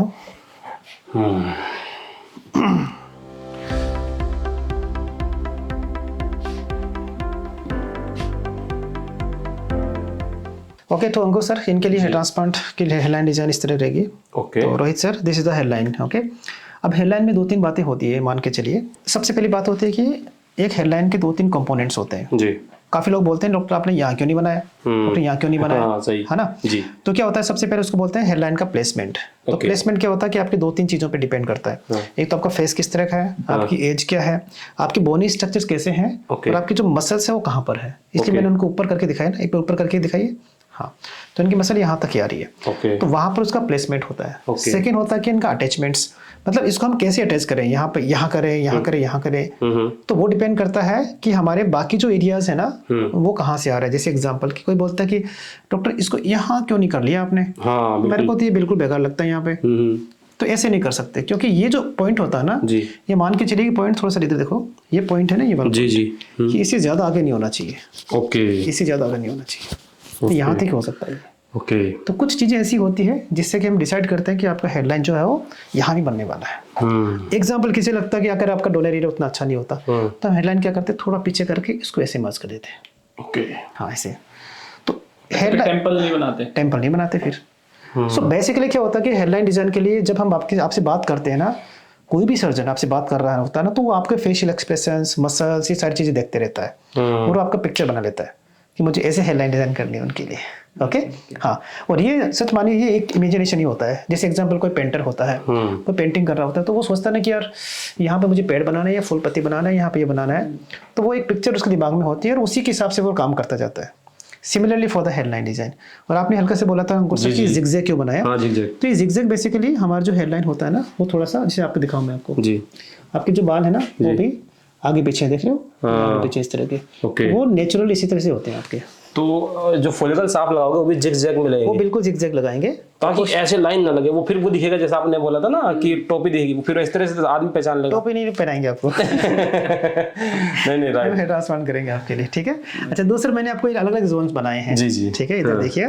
तो ये हमारा हेवी डेंसिटी जोन रहेगा, ये वाला। हाँ जी, हाँ जी, क्योंकि यहाँ पे ज्यादा बाल लगेंगे, ओके ओके, और उसके यहाँ पे कम, थोड़ा कम लगेंगे, यहाँ की डेंसिटी थोड़ी कम होगी। और हम थोड़ा पीछे देख लेते हैं एक बार, और जैसे मैंने बताया ना, थोड़ा सा क्राउन में भी डालेंगे इनके, क्योंकि क्राउन थोड़ा विजिबल है। तो अच्छा नीचे देखिए होगा, तो यहाँ तक हम डाल देंगे। और जैसे मैंने बताया ना कि थोड़ा थोड़ा सा दूर दूर भी रखेंगे इनको, दूर दूर मतलब है कि जहाँ तक बाल है उसके साथ साथ में और बाल डालेंगे इनके, तो बिल्कुल रहेगा, ठीक है। And yes, temple is more important. Ankur से एक बार पता क्या, टेम्पल के लिए मेरे पास एक पर्सन आए थे, तो उनका पता क्या, इनके बाल ऐसे आ रहे थे आगे की ओर, तो बोला मैंने डॉक्टर हेयर ट्रांसप्लांट तो करा, ये बाल ऐसे आगे क्यों आ रहा है? तो यहाँ पे जो डेंसिटी प्लस डायरेक्शन है ना, बहुत इंपॉर्टेंट है टेम्पल पे। टेम्पल हेयर ट्रांसप्लांट मतलब एडवांस हेयर ट्रांसप्लांट में आता है। ओके, जैसे अलग अलग चीज होती है ना, एक जैसे आप ड्राइविंग लेते हो तो एक तो कार चलाते हो, एक आपको ट्रक चलाना होता है वो लंबा वाला, then you have the extra license. Similarly for this one extra license और extra experience is needed for the temple creation. आपके लुक को डिसाइड करता है, बहुत अच्छे से डिसाइड करता है। हाँ, वरना नॉर्मल बाल ऐसे खड़ा हो जाएगा, कितना बेकार आए हैं रोहित सर, आए हैं, मैं दिखाऊं अभी दिखाऊंगा। और वही आते हैं जो अनट्रेंड से कराते हैं ना, वही जो कहीं भी कुछ बाल बिल्कुल ऐसे ही रहता है। हाँ, ये बाल आप देखना कि बिल्कुल स्मूथ रहेगा, अच्छे से नीट एंड क्लीन रहेगा, ज्यादा पता ऐसे नहीं चलेगा, है ना। चीजें ऐसी होती नहीं चाहिए, चीज़ें ऐसी होनी चाहिए कि जनरल देखने के ऊपर हमें आप कोई कमेंट नहीं करें, ठीक है। तो अब हम करेंगे आपके हेयर ट्रिम। अच्छा, मतलब इनका जो बाल ट्रिम होंगे पूरा गंजा करेंगे इनको? गंजा करेंगे, गंजा मतलब छोटे छोटे बाल रखेंगे। हाँ, मतलब 1 नंबर 2 नंबर से आप ट्रिम कर देंगे। हाँ। अच्छा, कोई बाल नहीं तो फिर वहां से वो छोटे छोटे बालों को आप जो है पिक करेंगे? हम क्या करेंगे, वो रूट निकालेंगे वहां से। ओके, हाँ, वो रूट निकालेंगे, तो यहाँ से हमें पता है कि हम फिर एक अभी बनाएंगे धान की फसल। अच्छा, हाँ, पौध बोलते पौध। अच्छा, ऐसा तो नहीं है कि अच्छा ऐसे वैसे नहीं निकाल सकते, जैसे ये बड़े बाल है ऐसे ये बाल निकाल दिए, नहीं निकालेंगे ऐसे? लंबे बालों में अभी निकालने की जो टेक्निक है वो भी पूरी तरह डेवलप नहीं हुई है। अच्छा, ओके, ठीक है, तो काफी है जो कि डेवलप कर सकते हैं, लेकिन इतने बड़े हेयर ट्रांसप्लांट के लिए वो पॉसिबल नहीं है। डायरेक्शन भी इसमें थोड़ा टिपिकल रहेगा ना, मेंटेन करना लंबे बालों में। हाँ, ये भी सही बात है। लंबे बालों में क्या होता है कि एक तो देखो इनको इम्प्लांट करना बड़ा मुश्किल है, सेकेंड है कि वहाँ इन्फेक्शन होने के थोड़े चांसेस रहते हैं, क्योंकि क्लीन नहीं हो पाते, ठीक है। तो इस तरह से आपस में गुंजल हो जाते हैं, इस तरह से बाहर निकल जाते हैं कभी कभार, ठीक है, राइट। तो हेयर ट्रांसप्लांट में ये कि अगर जैसे लगता है कि आपके पास में वो फ्लेक्सिबिलिटी है कि आप ट्रिम कर सकते हो, तो ट्रिम ही करवा के कराना चाहिए ट्रांसप्लांट, ठीक है। अब आपको ट्रिम कर रहे हैं फिर।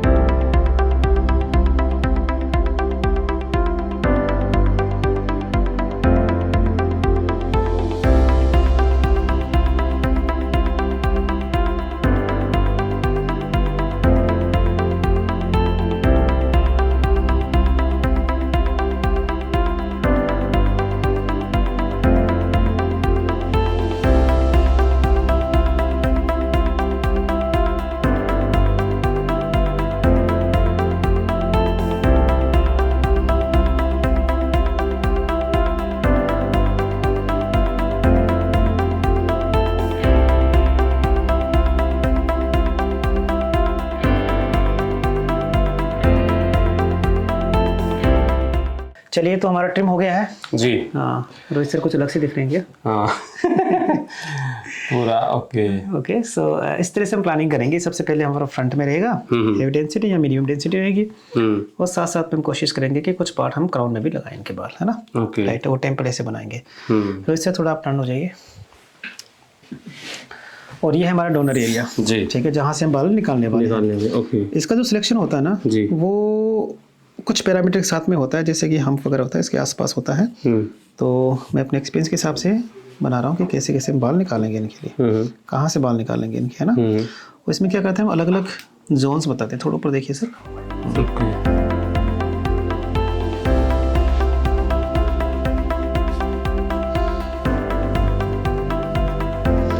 ये डोनर एरिया को आप सिलेक्ट कर रहे हैं ना? बिल्कुल, डोनर एरिया सिलेक्शन हो रहा है ये जी। और जहाँ से हम क्या करेंगे कि अलग अलग जोन बना के और अलग अलग एरिया के हिसाब से, डेंसिटी के हिसाब से बाल निकालेंगे इनके, ओके, है ना? तो इसमें क्या करते हैं जनरली कि हम जो सेंटर एरिया होता है ना हमारा जी, हमको सही बाल बड़े अच्छे होते हैं इसमें। ओके, उसको हम 4 भागों में डिवाइड करेंगे इससे, ओके, ठीक है? तो इसमें क्या करेंगे, ये वाला एरिया होता है, इसमें अच्छे बाल नहीं है तो यहाँ के बाल कम निकालेंगे, ओके, यहाँ ठीक ठाक निकालेंगे, ये दोनों जोन में अच्छे निकालेंगे, ओके। और ये प्लानिंग का बहुत इंपॉर्टेंट हिस्सा है हमारे जी। साथ में क्या होता है, जो नीचे का एरिया होता है ना जी, वहाँ से भी हम बाल थोड़े कम निकालेंगे, ओके, क्योंकि अगर कोई बाल ट्रिम रखना चाहता है ना तो फिर उसको थोड़ा सा हमें बाल कम निकालेंगे ताकि वो दिखे नहीं। So this is the zone, इसको डोनर जोन हो गया।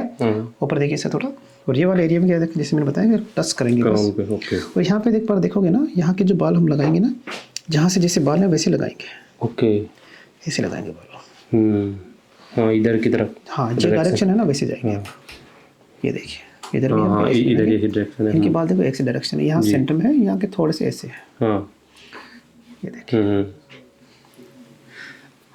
ठीक है? तो अब हम क्या करेंगे, ये टेम्पल पे ऐसे है नीचे, हाँ टेम्पल के बाल थोड़े से ऐसे रहेंगे, देखिए आप जा रहे हो, ये ऐसे टाइम रहेंगे। और थोड़ा सा हम क्या करेंगे इसमें ऐसे करेंगे कि ये वाले बाल थोड़े से ऐसे आते हैं, ऐसे नहीं बाहर जाए। नहीं, बिल्कुल। हाँ, तो जैसे डायरेक्शन है, हमें अच्छी बात बताऊँ क्या है कि हमारे जो एग्जिस्टिंग हेयर होते हैं ना वो हमें गाइड करते हैं, ठीक है रोहित सर?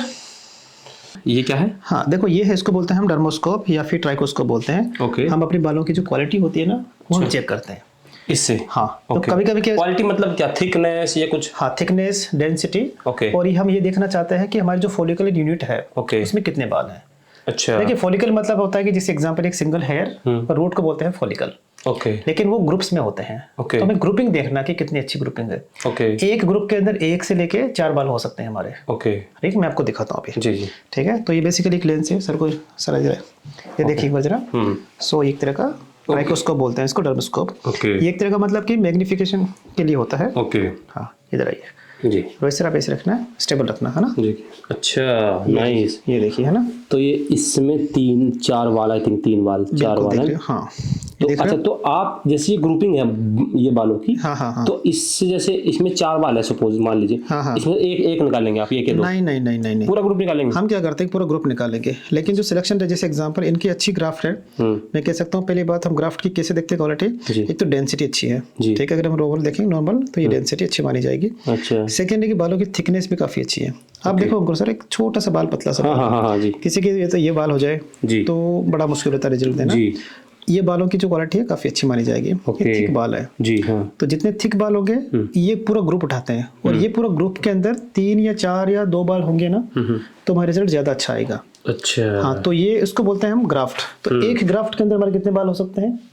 1 से लेके 4, हाँ। लेकिन सिंगल हम कम ही उठाएंगे, क्योंकि जो सिंगल होते हैं ना सर जी, सिंगल और पतले, देखो यहाँ पतले आगे का, ये देखिए पतले, जी जी, पतले हो गए बाल। हम यहाँ से सिंगल, जैसे ये सिंगल पड़ा है, ये देखिए सर, ओके, अब इसको उठाएंगे, उनको हम फ्रंट में लगाएंगे, ओके, और या फिर हम टेम्पल्स में लगाएंगे। अच्छा सर, अभी जैसे कि आपने थिक मतलब पतले बाल, यहाँ पे मोटे बाल है, और अभी आप टेम्पल की बातें कर रहे थे। हाँ जी, तो टेम्पल में तो देखा जाए तो पतले बाल होते हैं थोड़े, हाँ। यहाँ पे वो होते थोड़े बड़े बाल, मतलब मोटे बाल होते हैं, जी जी जी। लेकिन जहाँ से आप निकालोगे, जो डोनर एरिया आप दिखा रहे हो, यहाँ पे तो मोटे बाल है, तो ये कैसे एडजस्ट होंगे मतलब ये टेम्पल में? हाँ देखिए, जो टेम्पल का जो एरिया होता है, ये फ्रंट लाइन का जो एरिया होता है, वहाँ पर हम सिलेक्टिवली क्या करते हैं कि वहाँ पर हम पतले बाल लगाते हैं, ओके, ताकि आपका एक नेचुरल वाला पार्ट रहे। और बिल्कुल जो फ्रंट एरिया है यहाँ पर, जिससे बताऊँ आपको, ये जो बिल्कुल फ्रंट एरिया है यहाँ पर जी, और टेम्पल का भी जो आपका फ्रंट का एरिया है, यहाँ पे सिंगल बाल ही लगाए जाते हैं, ओके, हाँ। वो सिंगल बाल क्या होता है कि आपका हेयर को बिल्कुल एक नेचुरल लुक देते हैं, ठीक है।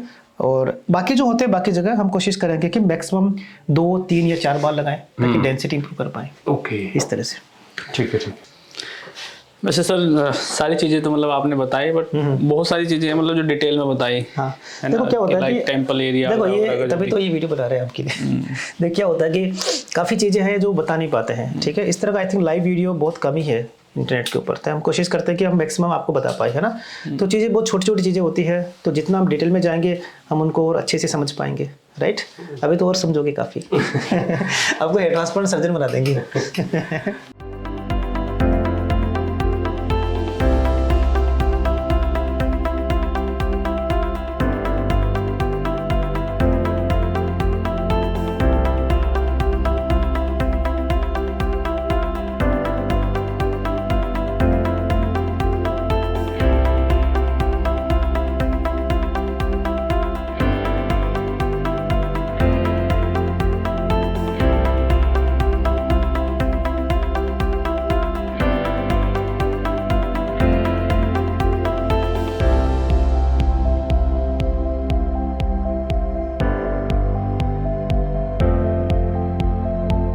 वैसे हमें फिलहाल जो है ओटी में जाने की परमिशन मिल चुकी है, सर ने हमको दे दी है। लेकिन ओटी में जाने के कुछ रूल रेगुलेशंस होते हैं, कुछ नियम होते हैं, और वो नियम है कि आपको अच्छे से प्रोटेक्ट होके जाना है ताकि जो पेशेंट है अंदर उनको कोई दिक्कत ना हो, हाइजीन हम मेंटेन रख सके।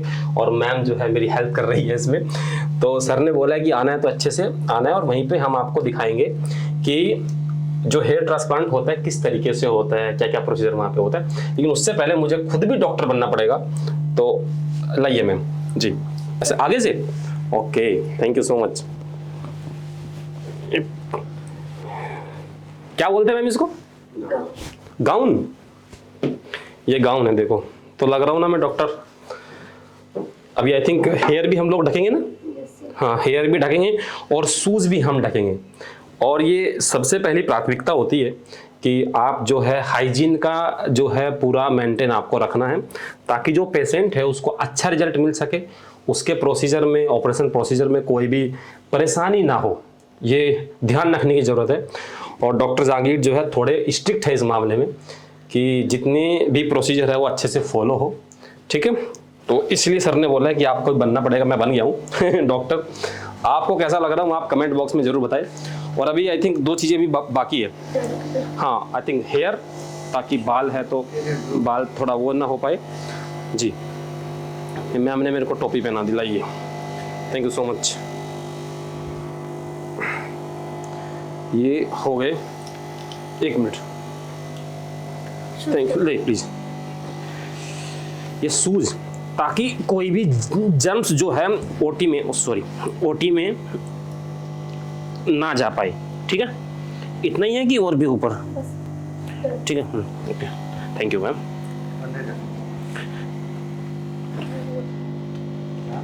चलो चलिए, वी आर रेडी। धीरे से जाते हैं, आराम से चलिए।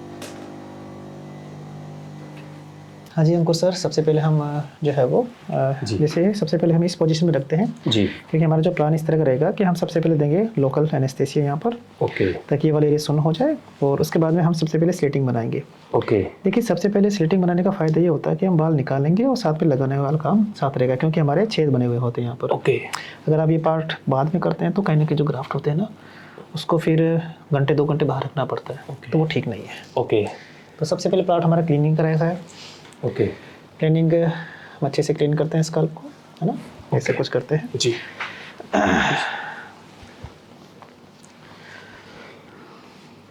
ये डिसइंफेक्टेंट होता है ताकि अच्छे, हाँ, एक बीटाडीन होता है, डिसइंफेक्टेंट होता है। ओके, उसको अच्छे से करना क्लीन, और जो है वो जी 2-3 मिनट लगा के रखना होता है ताकि जितने भी जम्स होते हैं हमारे जी, वो सारे डाई हो जाए, क्लीन हो जाए।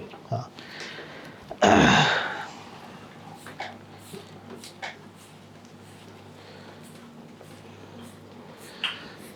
ये आउटलाइन नहीं मतलब मिटेगी जो कि तो रहेगी। हाँ, ये देखना बिल्कुल नहीं मिटने देंगे हम, क्योंकि हमने डिसाइड कर रखी है। ओके, तो उसको हम ऐसे ही रखेंगे। ओके, हाँ, तो ऐसे थोड़ा सिर ऊपर कीजिए और लिफ्ट करो, लिफ्ट करो, लिफ्ट। हाँ, ऐसे रखो उधर। पूरे एरिया तक इसको क्लीन करना ज़रूरी है जी। हाँ, ठीक है, नीचे रख लीजिए आप। आईज थोड़ी बढ़ा बंद की है क्योंकि ऊपर से लाइट आती है। Okay okay. वैसे सर आपको ज़्यादा लाइट तो नहीं फील हो रही है? ठीक है, कंफर्टेबल हो? ठीक है, डर तो नहीं लग रहा है?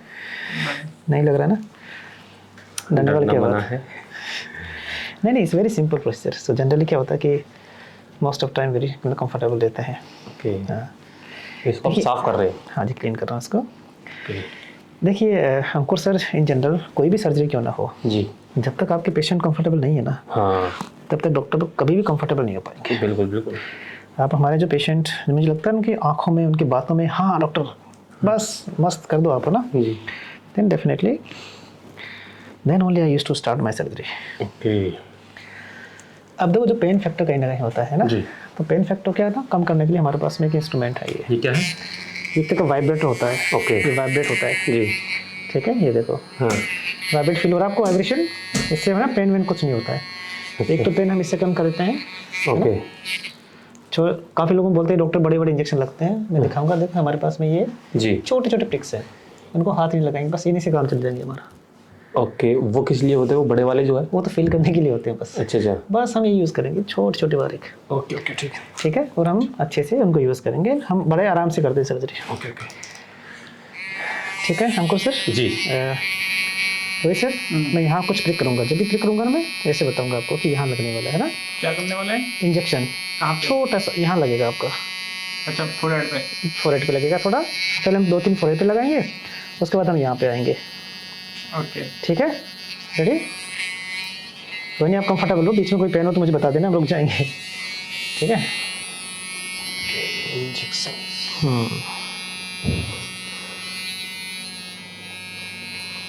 चलिए ठीक है, लगा दूँ मैं आपका? बस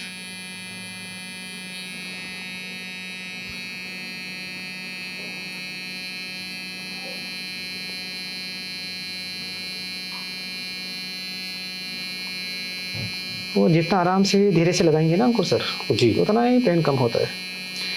ठीक है, ऐसा नहीं कि पेनफुल नहीं होता है, लेकिन पेन को कम करने के काफ़ी तरीके हैं हमारे पास में। ओके। हाँ, तो देखो मैं आपके सामने बिल्कुल आराम से इजीली लगा रहे हैं ना। ठीक है रोहित सर, कंफर्टेबल? ज़्यादा पेन तो फील नहीं हुआ? पता भी नहीं चला। थोड़ा सा पता नहीं चला? पता भी नहीं चला है? ऐसे मत बोलो पता नहीं चला, थोड़ा पेन होता है क्योंकि है ना, आपका स्ट्रॉन्ग कह सकते हैं कि आपका थोड़ा, हाँ, इनको थोड़ा, हाँ हाँ हाँ सहन शक्ति थोड़ी अच्छी है। अच्छी है। हाँ, थोड़ा सा आप ये कह सकते हो कि पता चलता है, लेकिन मैं इजीली सहन कर सकता हूँ उसका ना। हाँ, सो टॉलरेबल पेन है आपका, है ना? ठीक है, ये एनेस्थीसिया जो आप दे रहे हैं? हाँ जी, ये एनेस्थीसिया दे रहे हैं। अब क्वेश्चन आता है कि डॉक्टर आपने यहाँ क्यों दिया, हाँ, ऊपर क्यों नहीं दिया? जी बिल्कुल। हाँ, तो क्या होता है, जो हमारी नसें आती है ना, जी, नसें इधर से आती है। अच्छा, ओके। नीचे से ऊपर? नीचे से ऊपर आती है। जैसे यहाँ पे 1 है तो यहाँ पे 5 है, ओके। वो डिवाइड हो जाती है इस तरह से। तो 1 में ही दे देते हैं आराम से, 5 में चला जाता है। 5 में चला जाता है। ठीक है, ओके। तो कहने मतलब है आपके नंबर ऑफ इंजेक्शन हम बचा लेते हैं। बचा लेते हैं। हाँ,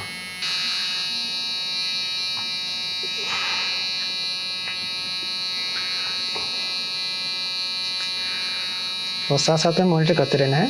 मैं कैमरामैन को बोलूँगा कि देखो मॉनिटर कहाँ पर है, वो दिखाएं एक बार कि कैसे हमें ध्यान रखना होता है उस चीज़ का। ये पूरी टीम है। वो हार्ट बीट वगैरह है ना? हार्ट बीट वगैरह वो पीछे देखो उधर। ओके। उससे वो मेरे बिल्कुल आंखों के सामने रहती है। कितना जा रहा है कितना नहीं? हाँ, okay. Comfortable Rohit sir? Rohit ji, pain कितना हो रहा है? 10 में से नंबर 2 कितना आया पेन? 2 है ना? हाँ ठीक है, बढ़िया। तो 2-3 के आसपास पेन होता है जनरली। और जैसे मैंने बताया ना, ये तरीका ऐसा होता है, बड़ा सिंपल तरीका है। तो ये जो वाइब्रेशन होता है ना और जो पेन होता है, वो उसको ले जाने वाला सेंसेशन नर्व एक ही होती है। अच्छा, तो नर्व को कंफ्यूज कर देते हैं हम कि वाइब्रेशन ले जाना है या पेन ले जाना है। ओके। हाँ, तो ये कंफ्यूजन मामला है यहाँ पे। जितना ज़्यादा उसको हम कंफ्यूज करके रखेंगे ना, जी जी, उतना ही पेन कम होगा हमें।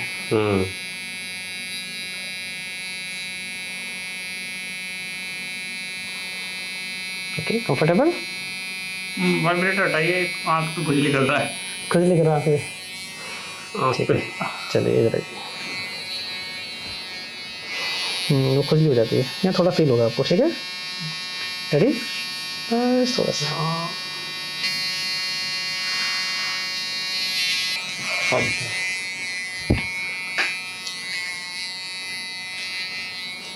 जब ज़्यादा फील होता है ओके क्योंकि हमने फ्रंट में दे दिया, उसको बोलते हैं nerve block. Okay nerve block कर दिया यहाँ पे, तो यहाँ पे पेन कम होता है। कम हो रहा है ना यहाँ पे पेन आपको, देखो। अगर ऊपर पहले देते तो पेन ज़्यादा होता। अगर यहाँ पे देते तो सोचो थोड़ा फील होता वो चीज़, है ना। जी जी। तो इसलिए पेन को कम करने के अलग अलग तरीके होते हैं। ओके कि भाई इंजेक्शन भी कितने, नंबर ऑफ इंजेक्शन भी तो मैटर करता है ना। अच्छा, कितने लगते हैं टोटल इंजेक्शंस, कितने लगाए जाते हैं एनेस्थीसिया के? नंबर ऑफ मैं लगा रहा हूँ, आप काउंट करना। मैं नहीं कर रहा हूँ, मुझे बताऊँ, मैं तो सिर्फ देख रहा हूँ। हमारे लिए नंबर ऑफ इंजेक्शंस का पार्ट जनरली मैं कह सकता हूँ कि थोड़ा सा, अच्छा, वो डिपेंड करता है जो उस पर। तो ये वाला प्रोसीजर कौन सा है सर? इसको बोलते हैं हम स्लिटिंग। जैसे हमने जो है वो एनेस्थीसिया दे दिया है, ओके छोटे छोटे बारीक से छेद बनाएंगे इसके ऊपर, ओके ठीक है, जिससे हमें बाल डालना है इसमें। Okay it's very simple procedure, कोई ब्लीडिंग वगैरह ज़्यादा नहीं होता है, no need to be worry, okay. है ना। हाँ ठीक है रोहित, कहीं तकलीफ मुझे बता देना आप, ठीक है, चिंता नहीं करना, कहीं पेन वेन नहीं होगा आपको, है ना। और कोई खून भी नहीं आएगा, देखो देखो, नहीं आता ना खून ज़्यादा, देखो। बिल्कुल बिल्कुल। हाँ, ठीक है, तैयारी ऐसी होती है उसकी, है ना जी। थोड़ा बहुत आता है तो वो हमेशा ध्यान रखते हैं उसका। और देखो जिग करना, देख रहे हो आप, जिग नहीं कर रहे, मैं सीधी सीधी ताकि लाइन जो है वो अच्छी बने, एकदम नेचुरल दिखे। बिल्कुल बिल्कुल, देख रहे हो आप कैसे एक साथ में जा रहा हूँ मैं। जो सर अभी आपने बात बोली थी ना वहाँ पे कि जिस तरह से पेंटर जो होता है वो पहले ही अपने दिमाग में बना लेता है कैसी इमेज बनेगी, क्या स्ट्रक्चर होगा, जी जी जी। एक एक चीज़ मैटर करती है। वही मैं देख रहा हूँ कि आपके लिए एक एक एक एक चीज़ें जो है वो मैटर करती है। मुझे लगता है यही एक एक्सपर्टीज़ की सबसे बड़ी खूबी होती है कि छोटी से छोटी चीज़ों पर भी ध्यान से, ताकि सामने वाले का रिजल्ट जो है वो बहुत ही बेहतरीन आए। बिल्कुल, देखिए छोटी छोटी बातों का ध्यान रखना पड़ता है। हाँ, थोड़ा बहुत पेन तो नहीं आपको यहाँ पे फील हो रहा है? हल्का है, यहाँ पर भी है, यहाँ पे ठीक है। ठीक है। हाँ तो होता क्या है सर कि वही बात है कि हमें इन्हीं चीज़ों को बारीकी से देखना होता है, तभी जाके हम ना एक अच्छा रिजल्ट दे पाते हैं। हेडलाइन बहुत मैटर करती है सर। ये क्या लिख रहे हैं? हाँ, ये ग्राफ्ट कितने हैं वो निकाल रहे हैं। ओके, पूछे ना कितने ग्राफ्ट लगे, तो वो काउंट कर रहे हैं और इशारा कर रहे हैं उधर उसको। अच्छा अच्छा।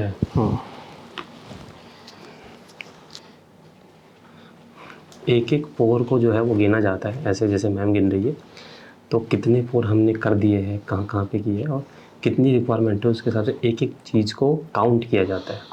देखो मैम के हाथ पे जो है आप देख सकते हैं। पेन तो नहीं यहाँ पे? मुझे पता है कहाँ कहाँ होने वाला होता है ना, क्योंकि स्कार है हमारे यहाँ पे। यहाँ तो यहाँ पेन है, पूरा टर्न कर लो एक बार आप रोहित जी, पूरा टर्न कर लो ऐसे। Thank you.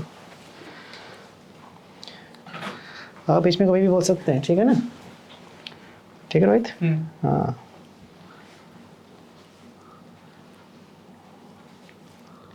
यहाँ पेन है नहीं, शाबाश। कितना हुआ? 5 मतलब 500 हो गए, 500 हो गए। ये भी प्रोसीजर तो हो रहा है, लेकिन मैं कैमरामैन को बोलूँगा कि एक बार जो है ऑपरेशन थिएटर यानी ओटी एक बार दिखाई, एम्बियंस दिखाई किस तरह का है, क्योंकि वाइब्स बहुत ज़रूरी होती है। ठीक है, एक बार अच्छे से दिखा दीजिए। साथ में जो है डॉक्टर्स जो हार्ट बीट यानी जो बीपी है वो भी मॉनिटर करते रहते हैं, ताकि जो स्टेटस है पेशेंट्स का वो घबरा तो नहीं रहा है, कंफर्टेबल है कि नहीं है, इन सब चीज़ों के साथ साथ डॉक्टर्स को आप सामने देख सकते हैं स्क्रीन पे, आसानी से आप डॉक्टर्स को मॉनिटर करते रहते हैं। जब भी उनको लगता है कि अगर इनकम्फर्टेबल है, बीपी हाई या लो हो रहा है, तो फिर उनको समय रहते सब कुछ पता चल जाता है। और सामने आप देख रहे होंगे ये टीवी जो चला रखा है ऑपरेशन थिएटर में, टीवी आप थोड़ा सा सोच रहे होंगे कि अजीब सा लगता है ना सुनने में, बट मैं सर से ही पूछूंगा उसके बारे में, सर ये टीवी क्यों चला रखा है?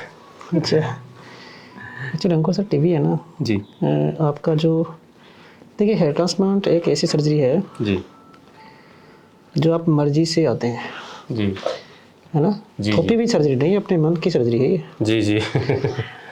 ओके, तो यहाँ पर जी, कंफर्ट जोन होना ज़रूरी है पहली बात तो, ठीक है। मैं अपने पेशेंट को वो हॉस्पिटल वाला स्ट्रेस नहीं देना चाहता, हाँ नाइस है ना। और अगर आप देखोगे ना ऊपर, मैं बोल रहा हूँ कैमरामैन को भी, जी ऊपर जो लाइटिंग है ना वो मैंने ऐसे बनाई है जैसे कि हाँ वो एक आसमान के नीचे सो रहे हो आराम से। हाँ बिल्कुल बादल है एकदम क्लाउड जैसा है। मुझे याद है अंकुर सर के गांव में ना, जी मुझे सबसे ज़्यादा रिलैक्स कौन से देता था कि मैं रात को सोता था और तारे वारे देखना। हाँ खुला आसमान। नहीं रोहित सर? अब बंद कमरे में तो सोना ही मुश्किल होता है, घंटा तो सोने में लगता है। अरे बड़ा मुश्किल होता है। अब तारों की छांव में तो तारे देखते आप देख भी सकते हैं कि पेशेंट जो है पता नहीं बात कर चलता, रहा है वहाँ डॉक्टर पे से, आपको ना रिलैक्स। कितना कंफर्टेबल है, आसान से बात कर रहा है, जो भी प्रोसीजर है हेयर ट्रांसप्लांट का वो हो रहा है, बट पेशेंट जो है पूरी तरीके से कंफर्ट है। तो जनरली इस स्टेज में आने के बाद में पेन बहुत कम ही होता है जी, बहुत ओके। मिनिमल, थोड़ा बहुत कभी हो तो हो, अदरवाइज नहीं होता है। Okay yes. और क्या होता है कि जैसे हम कोशिश करते हैं कि ठीक है पेशेंट अगर कुछ पूछते हैं तो बता देते हैं, अदरवाइज हमारा टारगेट ये होता है कि अच्छे से रेस्ट करें। ओके तो कंफर्टनेस बहुत ज़रूरी भी होता है इस वाली कंडीशन में। सर्जरी में तो बहुत ज़रूरी है, हाँ क्योंकि लंबी चलती है, ज़्यादा एग्रेसिव वैसे है नहीं, जी तो चीज़ें अगर स्मूथली होता है कितना अच्छा लगता है। ओके वो सर्जिकल स्टेज नहीं होना चाहिए आपको। तो हमारी जो स्लीटिंग है उसमें रफली 1 घंटे के आसपास लगता है, हमें डिपेंड करता है कि कितने ग्राफ्ट है। ओके। हाँ कभी सर ऐसा भी हुआ कि एक दिन में 2 सर्जरी की हो या एक ही हो पाती है? जैसे हमारे 2 डॉक्टर की टीम है, ओके तो उसमें होता है कि जैसे अगर मेरा पार्ट स्लीटिंग का पार्ट है तो मैं कर लेता हूँ, ओके और अदरवाइज 2 सर्जरी भी कर देते हैं आराम से हम, कि हमारे ओके। पास बड़ी टीम है। Okay it's depend on team. हाँ टीम भी होना चाहिए आपके पास में, इंस्ट्रूमेंट्स एंड ओटी सेटअप भी होना चाहिए।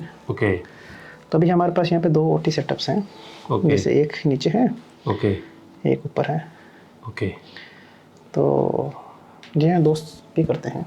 ओके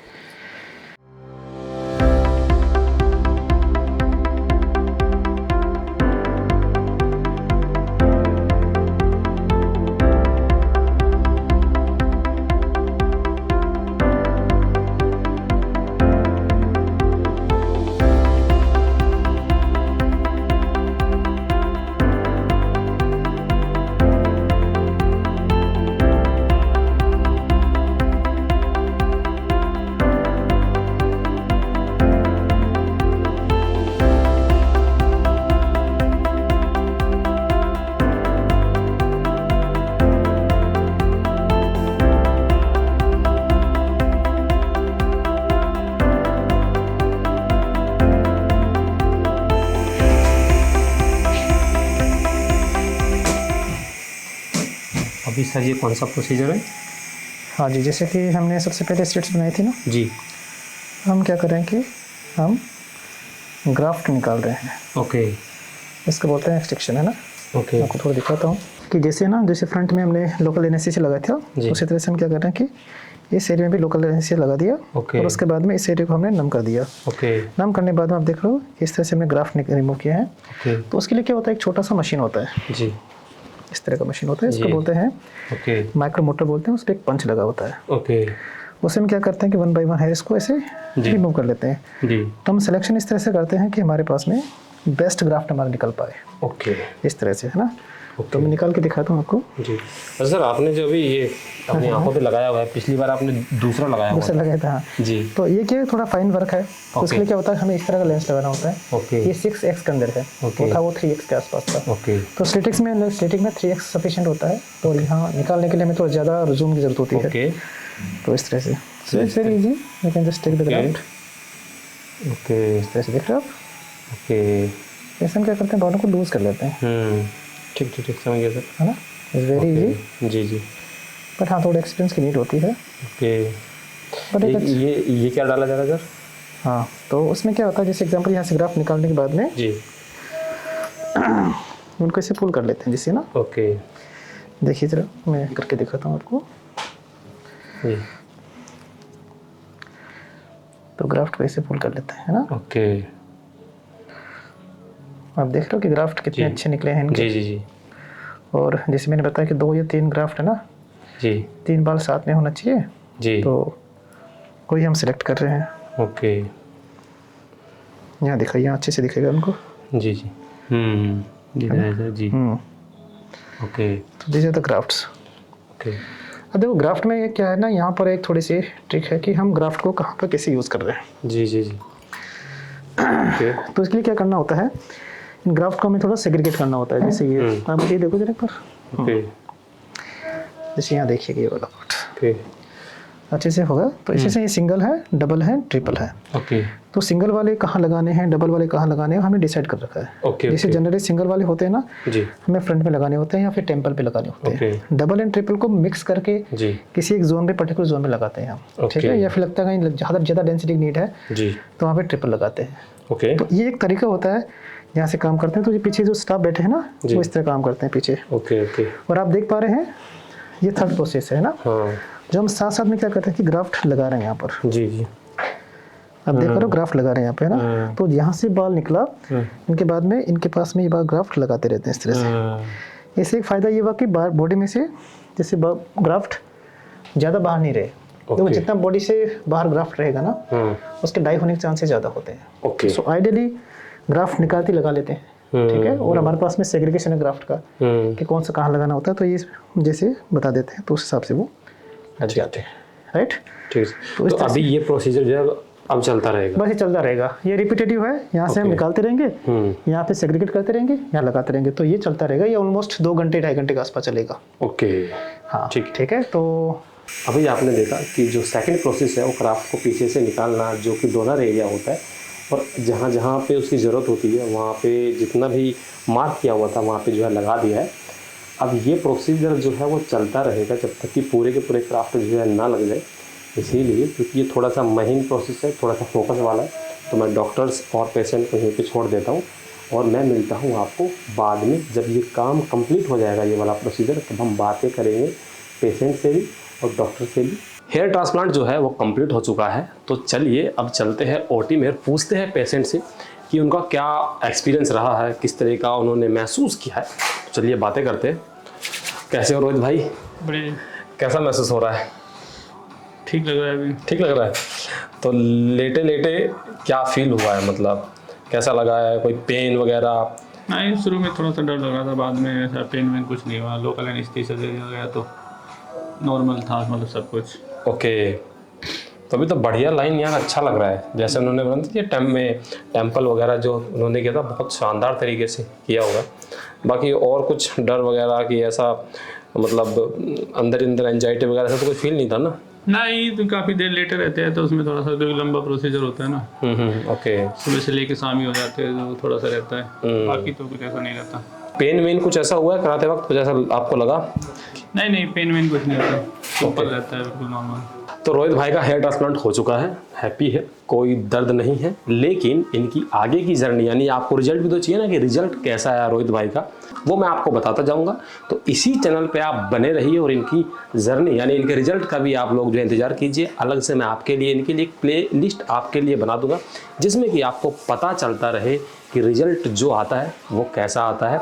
और हेयर ट्रांसप्लांट बहुत आसान है, बहुत अच्छा है, एक नॉर्मल कॉस्मेटिक सर्जरी है। बस ध्यान आपको ये रखना है कि आप करा किससे रहे हैं, एक किसी नॉर्मल दुकान वाले से या फिर एक अच्छे एक्सपर्ट से।